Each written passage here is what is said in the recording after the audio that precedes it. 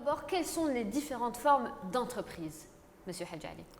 Donc, la meilleure approche, c'est d'aborder ce sujet par la segmentation des personnes physiques, des individus, ou les personnes morales, qui est en fait le terme plus technique de ce qu'on adresse couramment comme les sociétés. Oui.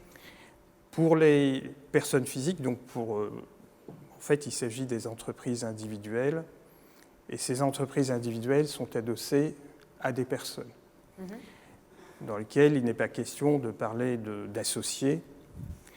Ce sont tout simplement des individus qui exercent une activité commerciale ou industrielle pour fournir des prestations de services, commercialiser des produits, produire également en entreprise ou en atelier. Le critère essentiel, c'est que ces personnes en font leur profession habituelle et partant de là, on les désigne comme des personnes commerçantes. Très bien. Voilà donc pour l'entreprise individuelle. Le sujet paraît plus complexe parce qu'il est vrai qu'il y a une panoplie bien riche de sociétés, Oui. Et celle que l'on retrouve en jonction avec l'entreprise individuelle et la société en non collectif. Pour quelle raison? C'est parce que la société en non collectif présente la particularité d'avoir des associés, 2 ou plus, mais qui doivent tous avoir la qualité de commerçant. Très bien. Et ce que l'on entend par avoir la qualité de commerçant, c'est d'être déjà inscrit en tant que personne physique au registre de commerce. Très bien. Donc cette qualité de commerçant fait que, et d'ailleurs elle est voulue pour les sociétés en non collectif, que ces associés sont solidairement responsables au regard des tiers et ils sont aussi solidaires du passif, de l'ensemble des dettes de la société. Généralement, dans la pratique, on va retrouver ces sociétés, et d'ailleurs le Code de commerce le requiert, c'est que la dénomination de ces sociétés porter le nom de chacun des associés ou au moins le nom du principal associé avec l'extension « et compagnie ». Très bien. Donc la manière de détecter s'il s'agit ou pas d'une société en nom collectif, en plus évidemment de l'obligation de faire état de la forme de la société, est dans la dénomination. D'accord. Il n'y a pas de capital social minimum requis pour ces sociétés-là.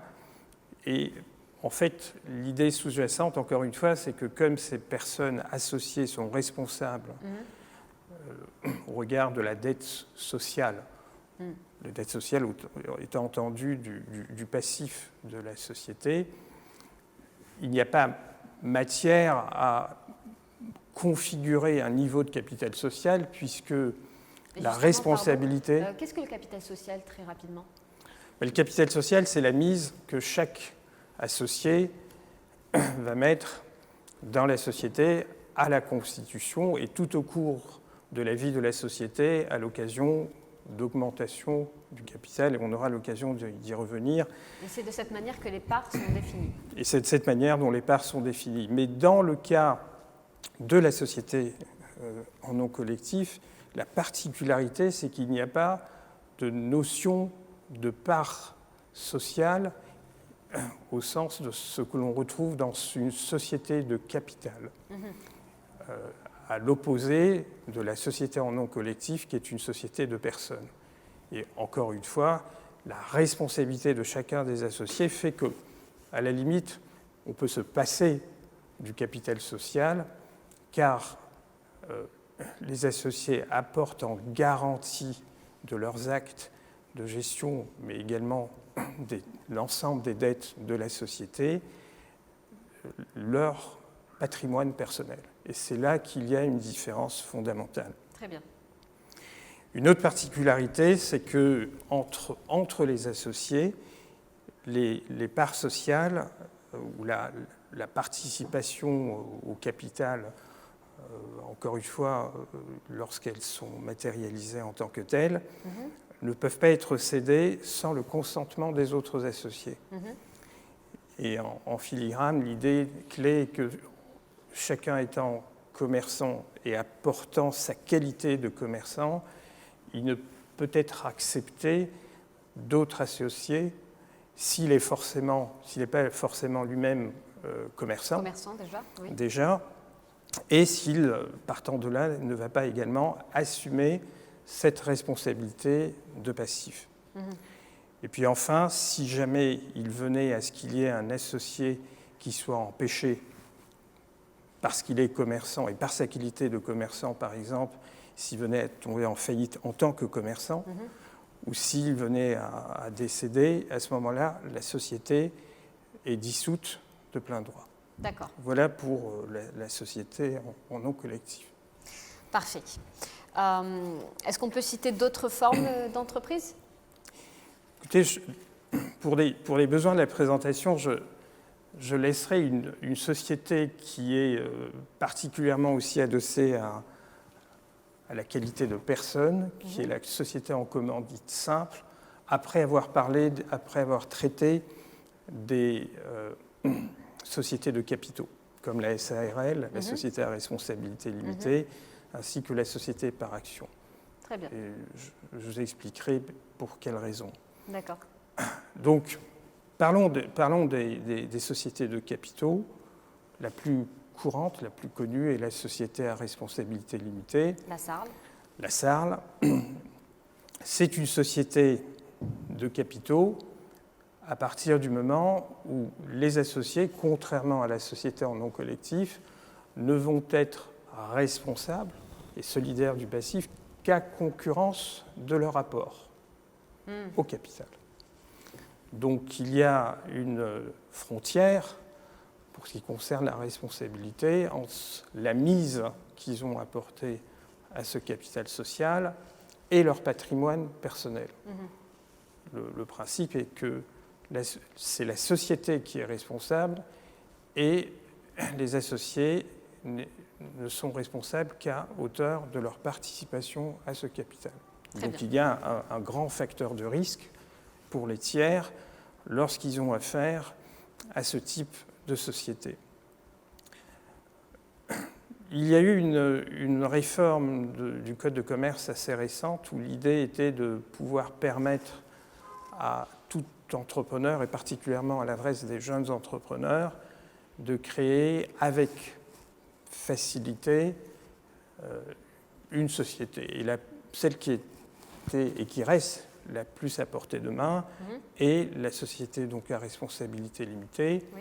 Et partant de là, la réforme a retiré du Code de commerce l'obligation d'un capital minimum qui était à l'époque fixé à 100 000 dinars. Oui. Donc aujourd'hui, pour ce qui concerne le capital social, il est fixé librement par les associés. On avait d'ailleurs évoqué à cette période-là la société au capital social d'1 dinar pour dire que finalement, ce qui importait, c'était de faciliter la création de la société et pas tant son capital social. Là également, il est divisé en parts sociales et avec la précision de la répartition de ce capital entre les associés. Il y a une particularité également, c'est que l'on a permis, mais cela avant la réforme dont je parlais tout à l'heure, c'est celle qui permet de créer une société à responsabilité limitée, mais avec un seul associé. Et c'est ce type de société, l'EURL, l'entreprise unipersonnelle à responsabilité limitée, est également très connue des entrepreneurs algériens. L'avantage, c'est qu'elle permet de constituer une société sans avoir d'associés. Oui.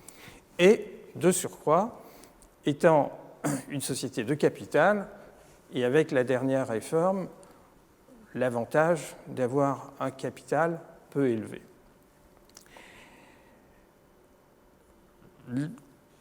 Les parts sociales donc, peuvent être réparties entre les différents associés et un des avantages également qui a été introduit dans la dernière réforme, c'est que contrairement à l'ancienne rédaction du Code de commerce où il était fait obligation aux associés, pour ce qui concerne les apports en numéraire, donc les apports en trésorerie, en cash, de libérer intégralement cette partie d'apport.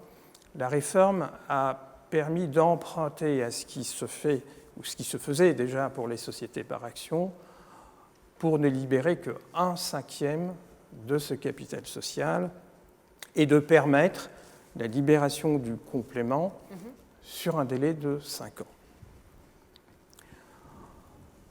Je rappelle au passage que autant pour les sociétés à responsabilité limitée que pour les sociétés par action, il peut être fait recours à ce que l'on désigne également par les apports en nature, donc qui consiste, au lieu d'apporter du numéraire, de la trésorerie.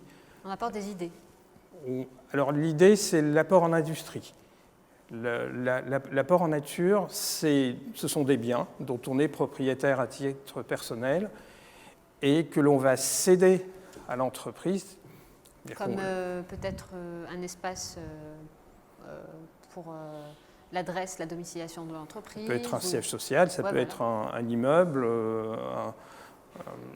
des biens donc immobiliers, des équipements de production, un ensemble de moyens matériels qui vont faire l'objet d'une évaluation dont la valeur est garantie par un tiers indépendant qui est le commissaire aux apports, désigné par le tribunal et qui va donc apprécier que la valeur de cet apport n'est pas surestimée parce qu'elle va être partie intégrante du capital social et servir de garantie au tiers. Monsieur Hadjadi.